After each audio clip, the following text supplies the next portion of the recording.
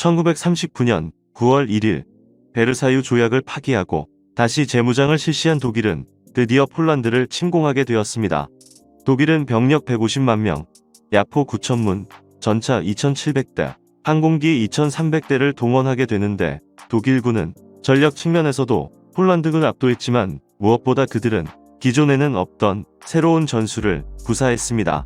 그것은 먼저 항공기로 적의 주요 거점을 공격하고 이어 전차가 그들의 방어선을 돌파해 후방으로 침투해 들어가며 마지막에는 차량화된 보병부대들이 후속하여 전과를 확대하는 방식이었습니다. 이러한 독일군의 공격에 폴란드는 빠르게 무너지게 되었고 결국은 항복을 선언할 수밖에 없었습니다. 폴란드 점령에 성공한 히틀러는 곧이어 네덜란드와 벨기에 그리고 프랑스를 공격해야 한다고 주장했습니다. 그는 이렇게 말했습니다. 서방 국가들은 자본이 많고 대량의 물자를 생산해 수송할 수 있는 능력이 있다. 따라서 시간이 지날수록 불리해지는 것은 독일이다. 물론 우리도 준비가 충분하지는 않다. 하지만 지금 공격하지 않으면 그들의 군사력은 점차 증강될 것이다. 하지만 독일군의 고위 장교들은 히틀러의 의견에 동의하지 않았는데 그들이 생각할 때 독일이 폴란드는 어느 정도는 상대할 수 있었지만 프랑스를 침공하는 것은 거의 불가능한 것으로 여겨졌기 때문입니다. 그 이유는 다음과 같습니다. 먼저 탄약의 부족입니다. 독일은 약 한 달간의 전투를 통해 폴란드를 점령할 수 있었지만 당시 독일군도 보급에 있어서 매우 심각한 상황에 놓여있는 상태였습니다. 지속적인 전투로 탄약 소비가 상당했던 독일군은 폴란드를 점령하는 시점에는 그들도 거의 공세 종말점에 이르고 있었던 것입니다. 당시 독일군 군수참모부장은 이렇게 말했습니다. 현재 남아있는 탄약은 독일군 전체 사단의 3분의 1 정도에만 지급할 수 있는 양이며 이마저도 14일간 전투를 치르면 모두 고갈되고 만다. 다음은 장교의 부족입니다. 베르사유 조약으로 인해 독일은 약 10만 명의 병력과 4,000명의 장교만을 보유할 수 있었습니다. 이후 재무장을 선언한 독일은 대규모 징병제를 실시해 병력을 450만 명까지 확충할 수 있었는데 그럼에도 불구하고 유능한 장교를 빠른 시간 안에 늘리는 것은 불가능했습니다. 이에 비해 프랑스군의 현역 장교는 3만 9천 명이었고 예비역 장교의 숫자는 9만 명에 달했습니다. 다음은 차량의 부족입니다. 2차 대전 당시 차량화 수준에 있어서 독일군이 연합군보다 우수했던 것으로 오해되고 있는데 실제로는 독일군 전체 사단 중에서 완전히 차량화된 사단은 단 10%에 불과했으며 대부분의 사단은 말과 마차를 이용해야 했습니다. 실제로 1차 대전에서 독일군은 140만 필의 말을 사용했던 반면 2차 대전에서는 무려 270만 마리의 말을 사용해야 했습니다. 이러한 이유로 독일군 지휘관들이 프랑스로의 침공을 반대하자 히틀러도 이를 받아들일 수밖에 없었으며 이후 독일은 약 7개월 동안 전력을 강화하는 준비 기간을 가지게 됩니다. 1940년 5월 군사력을 확충한 독일이 프랑스를 침공하기 시작했습니다. 그럼 당시 양측의 전력에 대해 알아보겠습니다. 병력은 독일군이 540만 명이었던 반면 프랑스군은 610만 명, 영국 원정군 50만 명, 벨기에군 65만 명, 네덜란드군 40만 명으로 연합군의 총 병력은 765만 명이었습니다.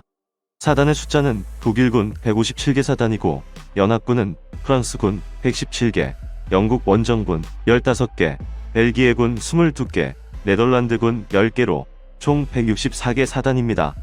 야포의 숫자는 독일군 7,400문이고 연합군은 프랑스군 1만 700문, 영국 원정군 1,300문, 벨기에군 1,300문, 네덜란드군 700문으로 총 1만 4천문입니다. 전차는 독일군 2,400대, 연합군은 프랑스군 4,100대, 영국 원정군 650대, 벨기에군 270대, 네덜란드군 40대로 총 5,060대입니다. 항공기는 독일군 3,600대, 연합군은 프랑스군 3,100대, 영국 원정군 1,200대, 벨기에군 140대, 네덜란드군 80대로 총 4,520대입니다. 이 중에서 전차의 성능에 대해 알아보겠습니다. 2차 대전에서 독일군 전차하면 5호 전차 판터나 6호 전차 티거를 떠올릴 수 있지만 이들 전차는 대전 후반기에나 나오는 것이고 대전 초반기의 독일 전차는 성능이 그리 좋지 못했습니다. 독일은 베르사유 조약으로 인해 전차 보유가 엄격히 금지되어 왔으며, 이러한 이유로 독일은 소련의 훈련장에서 비밀리에 전차를 개발해야 했기 때문에 전체적인 전차 기술은 서방 국가들에 비해 상당히 뒤처질 수밖에 없었습니다. 독일군은 총 2,400대 전차 중 1호 전차 500대, 2호 전차 1,000대, 3호 전차 350대, 4호 전차 300대, 체코 전차 250대를 보유하고 있었습니다.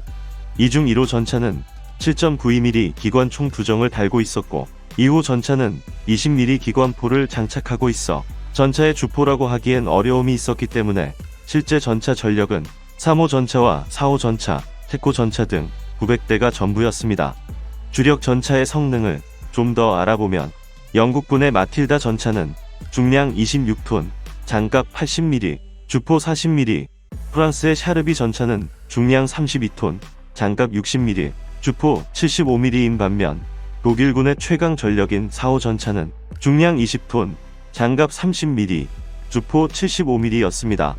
4호 전차의 주포가 75mm이기는 하지만 초창기 모델은 기술이 부족해 단포신을 장착했으며 포구 속도가 385m/s에 불과했는데, 영국군 마틸다 전차의 포구 속도가 800m/s인 것을 감안하면 주포의 성능도 그리 좋지 못했습니다. 이렇게 객관적인 지표에 의하면 독일군의 전력은 연합군에 비해 양적으로나 질적인 면에서 모두 열세인 것이 명백했습니다. 그렇다면 서부 전역에서 연합군이 패배한 이유가 궁금해지는데, 그것은 연합군이 장기전을 준비했던 반면 독일군은 단기전을 준비했다는 것입니다. 연합군은 앞으로의 전쟁도 과거 1차 대전과 같은 참호전이 재현될 것으로 예상하고 미리 견고한 진지를 구축해 놓았으며, 전차와 항공기들을 후방으로 분산 배치해 전쟁 초반에 주요 무기들이 소모되지 않도록 조치했습니다. 또한 그들은 막강한 해군력으로 독일의 무역로를 봉쇄할 것이기 때문에 시간이 지날수록 전세는 자신들에게 유리해질 것이라 판단하고 이렇게 장기전에 대비했던 것입니다. 하지만 독일군은 시간이 부족했습니다. 객관적인 전력도 연합군보다 부족한 상황이었고, 그 밖에 자원 보유량이나 철강 생산량, 무역로 확보에 있어서도 열세였기 때문에 독일은 전쟁을 오랫동안 지속할 수 있는 여건이 되지 못했습니다. 그래서 독일군이 생각했던 전략은 소수의 전차 사단을 집중적으로 운용해 연합군의 후방으로 침투해 들어가 그들을 포위선멸한다는 것이었습니다. 이러한 이유로 연합군은 전체적인 전력에서 독일군을 압도했지만, 특정한 장소와 특정한 시간에서만큼은 독일군이 우세를 점할 수 있었던 것입니다. 하지만 독일군도 처음부터 단기전을 추구했던 것은 아닙니다. 그럼 독일군이 어떠한 과정을 통해 전격전을 실시하게 되었는지 알아보겠습니다. 독일군이 폴란드를 점령한 1939년 10월, 이때까지만 해도 독일은 프랑스 침공에 대한 구체적인 계획을 세워놓지 않고 있었습니다. 이에 히틀러는 전쟁 수행을 위한 제6호 명령을 하달했습니다. 서부전선의 북쪽 방면, 즉 벨기에와 네덜란드 방면으로의 공세를 준비해야 한다.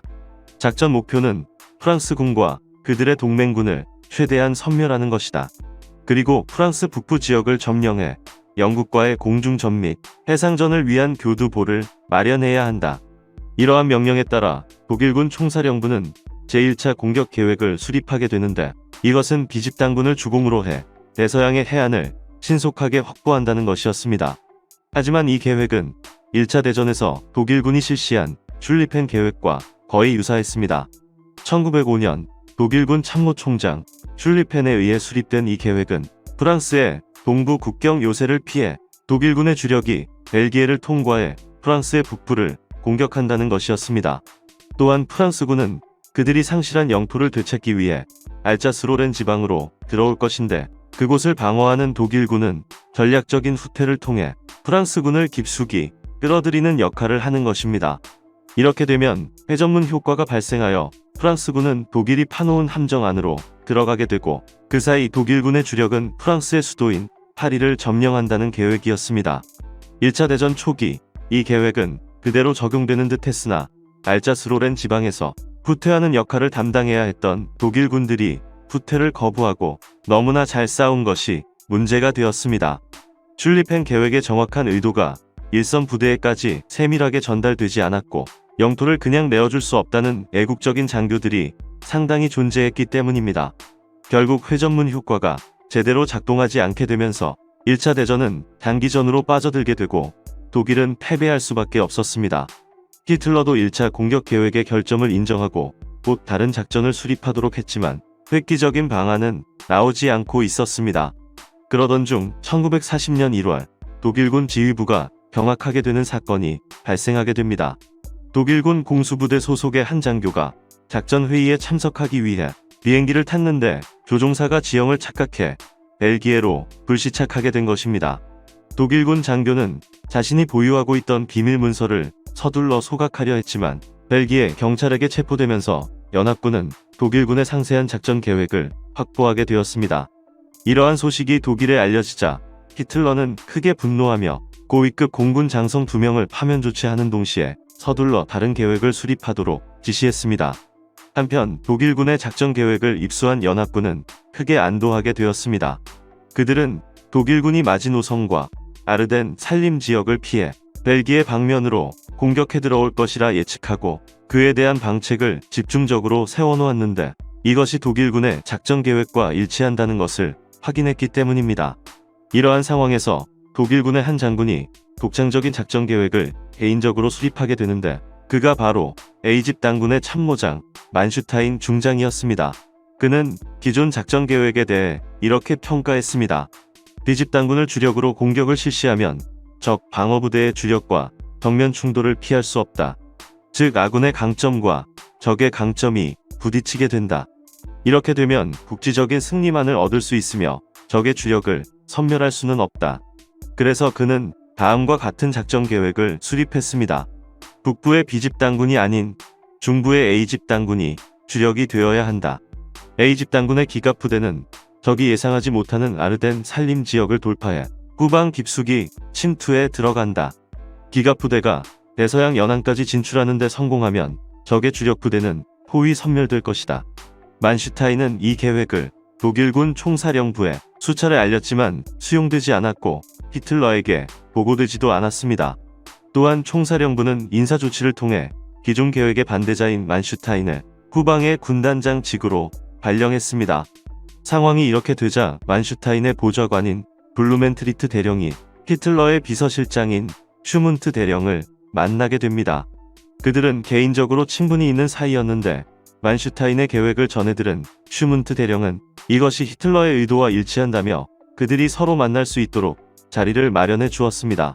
결국 만슈타인을 만나 작전 계획에 대해 설명들은 히틀러는 크게 만족해하며 이 계획을 구체화하도록 명령했습니다. 이렇게 해서 4차 공격 계획인 황색 계획이 완성되었습니다. 훗날 이 계획은 지엘 슈니트 계획이라고도 불렸는데 이것은 독일에서 나온 명칭이 아니며 독일군의 진출 궤적이 마치 낫질과 비슷하다는 윈스턴 처칠의 발언에서 유래되었습니다.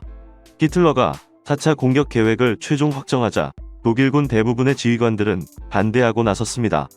이것은 1차 대전의 슐리펜 계획에서 공격 방향만 반대로 바꾼 것이며 프랑스와 같은 강대국의 군대를 한 번에 포위한다는 것은 불가능하다는 이유에서였습니다. 특히 기존 주공에서 조공으로 밀려난 B집 당군 사령관 보크 장군은 이렇게 말했습니다. 아르덴 산림 지역의 좁은 기동로에 전차 부대를 밀어넣는다는 것은 불가능하다. A집 당군이 돌파구의 측면을 노출시킨 채 대서양까지 320km를 진격한다면 프랑스군이 보고만 있지 않을 것이다. 황색 작전에 대한 반발은 주공인 A집 당군에서도 나왔습니다. 만슈타인의 후임으로 온 A집 당군의 참모장 도덴슈테른 중장은 이렇게 말했습니다. 아르덴의 험난한 지형을 신속히 돌파하는 것은 불가능하다. 프랑스군이 그곳에 장애물과 지뢰를 설치하면 아군의 부대는 고착될 것이고 적의 공군은 그곳에 폭탄을 떨어뜨릴 것이다. 아르덴 지역을 간신히 통과해 마스강에 도착한다 하더라도 대안에는 프랑스군의 견고한 요새가 버티고 있다. 도하작전은 보병사단이 먼저 실시해야 하고 기갑사단은 그 뒤를 따라야 한다. 설사 기갑부대가 마스강 도하에 성공한다 하더라도 전투력이 모두 소진되어 고유의 후방 돌파 임무를 제대로 수행할 수 없을 것이다. 이러한 반대에도 불구하고 독일군 총사령부는 만슈타인의 계획을 최종적으로 승인했습니다. 만슈타인의 계획에 처음에는 반대했지만 마지막에는 찬성의 입장으로 돌아선 독일군 총참모장 팔더 장군은 이렇게 말했습니다. 독일군에게 주어진 임무는 매우 난해하다. 현재의 상황과 지형, 전투력 측면에서 우리가 이 임무를 달성할 방법은 없다. 따라서 우리는 비범한 작전을 수립해야 하며 그에 따르는 엄청난 위험을 감수해야 한다. 이 작전의 성공 가능성이 단 10% 뿐일지라도 나는 이 방법을 고수할 것이다. 이것이 적을 섬멸할 수 있는 유일한 방책이기 때문이다. 이렇게 해서 1940년 5월 10일 독일군은 프랑스로의 전면적인 침공을 감행하게 됩니다. 이상으로 마치겠습니다.